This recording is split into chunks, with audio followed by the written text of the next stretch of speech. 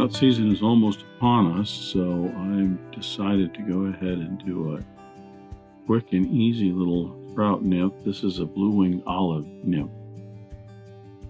Often this is just listed as like a BWO nymph, but BWO is for blue-winged olive. A quick and easy little fly to tie. I used Hungarian Partridge for the tail and for the legs, but you could use a mallard flank, say like a yellow colored or wood duck colored mallard flank if you want, if that's a little easier. But it is a very productive fly in the springtime, even throughout the summer. If you like fishing nymphs, it's a great fly to tail behind a dry fly or some sort of topwater fly, a hopper, something like that. And they're fairly quick and easy to tie. So that is the blue-winged olive nymph, and I'll get started.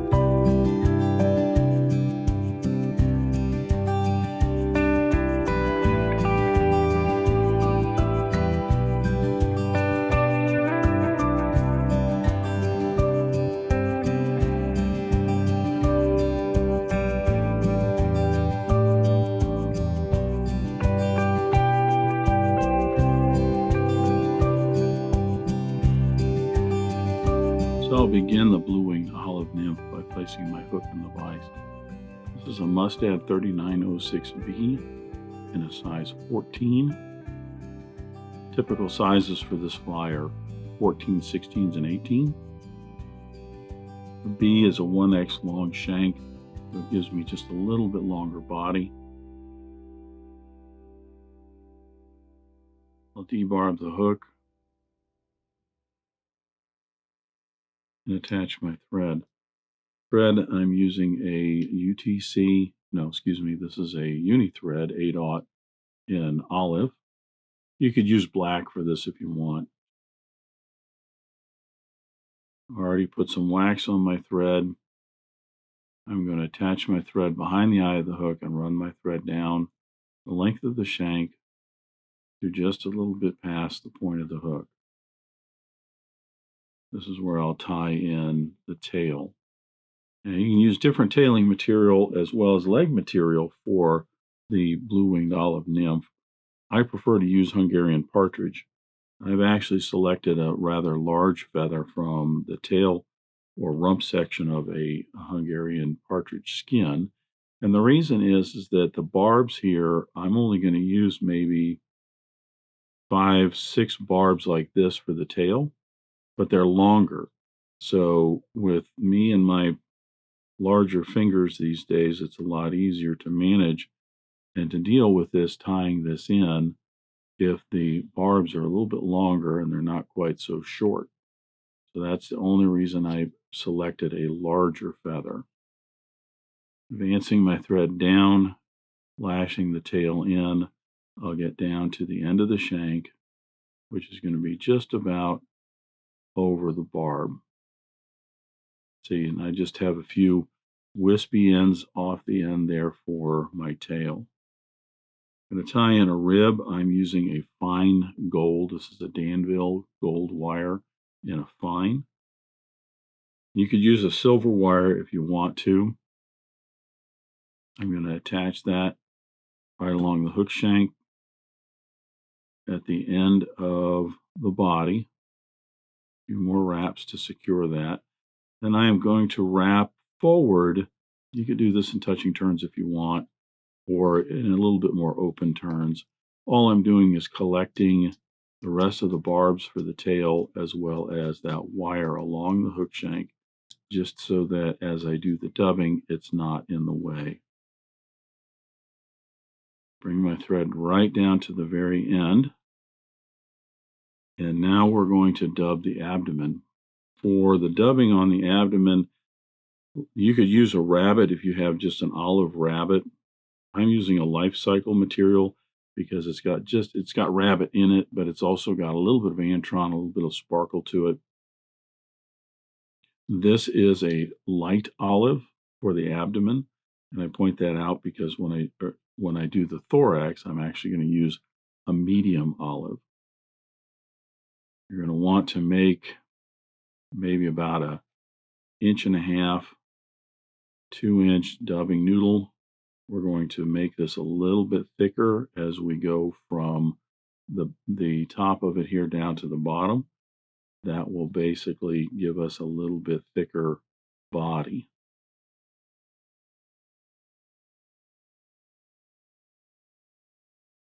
We'll start to apply that dubbing real thin in the back, and as we move forward, the abdomen will get a little thicker and thicker as we get up to about 2/3 up the hook shank, right about there.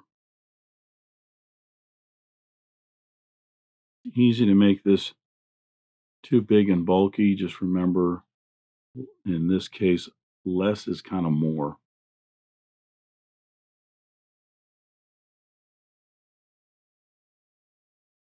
The rabbit guard hairs out of there. Take my wire and I'm going to wrap that in an opposite direction just to help secure that dubbing in. About 4 or 5 turns. That's going to secure in the abdomen.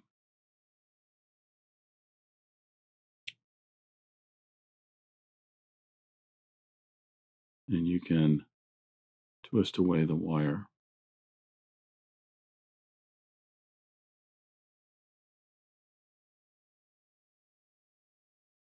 Now for the wing case, I'm going to use some turkey on this. You could use some pheasant if you wanted to.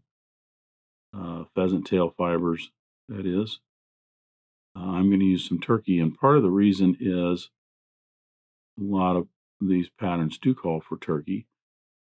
But a number of videos ago, a long time ago, I was doing a wet fly, and I can't remember what it was. It might have been the Hardy's favorite that uses turkey for the wing, like this turkey. I had mentioned that when you tie these in and you cut off the ends and you've got these ends that are about this long, don't throw those away because you can use those for wing cases. And this is the perfect example. If I take this particular piece right here and I want the case to be about the width of the gap of the hook, and I just peel that away from the rest, I have a nice little wing case already all cut from some scraps, and it's ready to go. That one's actually turned out a little bit narrow. Let me get something a little bit wider.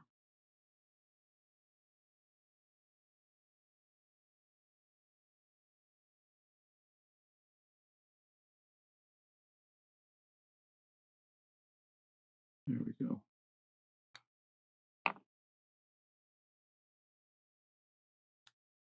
Now I'm going to tie this in with the darker, more colorful side down so that when I fold it over as a wing case, it will have the better colors up on top.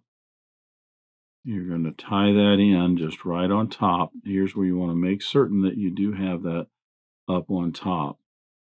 Now the barbs here will probably split up on you a little bit as we fold that over. You can help that. I'll show you here. We get this put together here. You can help some of that by taking a little bit of head cement and just smear some head cement on there. This is a fly-tight head cement. The nice thing about it is it will soak down into those fibers real well. It'll help hold those together. It doesn't discolor it or anything. It just helps hold it together. So we'll set that aside. What I would do if you're going to do some of these and glue the wing cases, if you're going to tie a dozen of these or half a dozen, then cut your slips out for your wing cases and glue those before you get started. That way they'll all be set up by the time you get to this stage with your fly. Right now, we'll just transition with the magic of video. Once this is dry, I'll go ahead and tie that in and we'll proceed. So now that my wing case is dried, I'm going to tie this in wanting to make certain it's right up on top. And I'm going to secure that down right up against the dubbing for the abdomen. Wingcase doesn't have to be super wide. What you're looking for is mostly a dark appearance where the wingcase is. So with my thread right up against that wingcase and against the abdomen, I'll put in my dubbing for my my thorax. Again, I'm using a life cycle here. This is a medium olive, so it's just a little bit darker. We're going to make about a 2.5 inch sparse dubbing noodle. We want to control this a little bit more, so I'm going to go a little sparser. I'm going to keep it pretty even. What I'm wanting to do is the thorax is always a little chunkier, rounder than the abdomen. So what I'm wanting to do is to tie this in and have a little more control over the size and position of it. Because the other thing, I want to make certain I wrap up on that wing case. When I come forward, see, I don't want to be all the way up behind the eye of the hook right here. I have to fold in that wing case. I also have to tie in some legs. So I want to make certain that I'm ending up about an eye length behind the eye of the hook. This gives me a nice little round ball.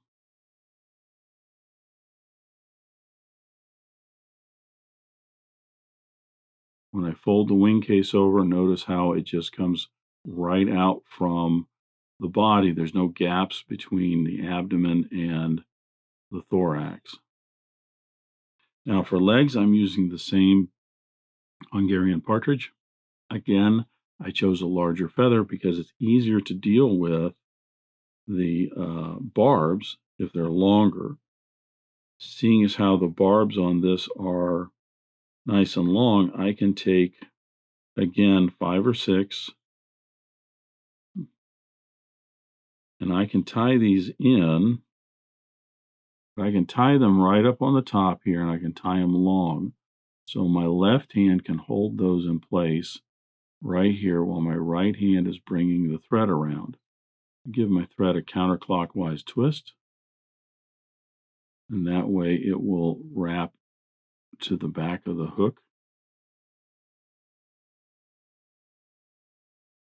Let me try that a little bit more.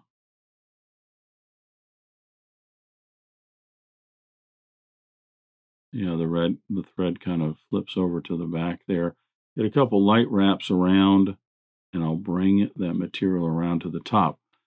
So I have it right on the top, right in front of the thorax, not behind the eye of the hook. And these are long, but that's okay because embrace the thread a little bit. I can pull these fibers back. See there, they slipped off.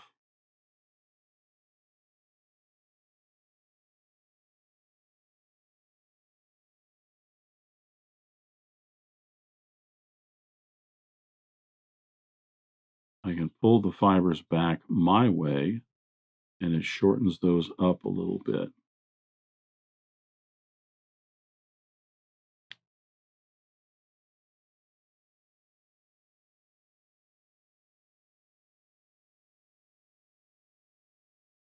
Actually, those are kind of ragged. I'm going to get some more.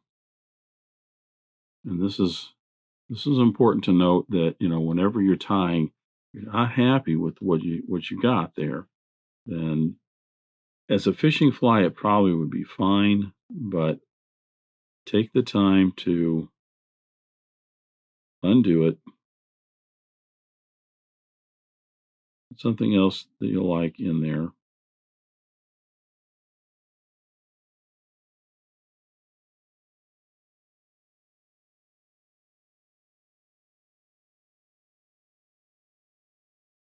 You want these legs to be over on the side of the body, and you want them to be about the length of halfway down the body. Once I have those in position and the right length,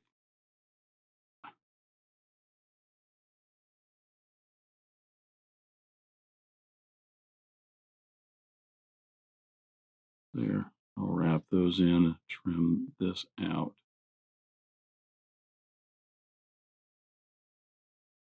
And then I do the other side.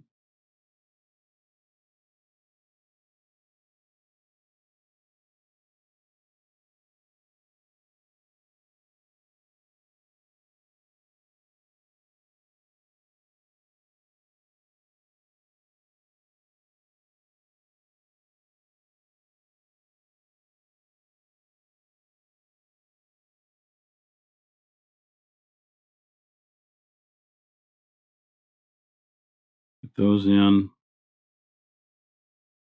pull those to the right length. They match up the other side.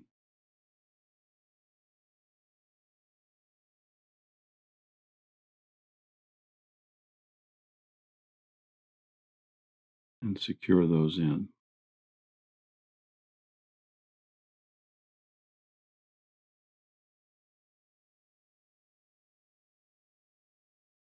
Then we fold over the turkey with the wing case, and we should be pretty much right up behind the eye of the hook at this point. A couple, 2-3 wraps to secure that, and then we're going to trim that off real close. Because then I'll bring my thread right behind the eye of the hook, wrapping backwards to cover up the butt ends of that turkey and make the head of the fly. It just has to be small. If I were tying on a size 16, I'd probably even go with a smaller size thread, maybe a 14-aught shear or something like that.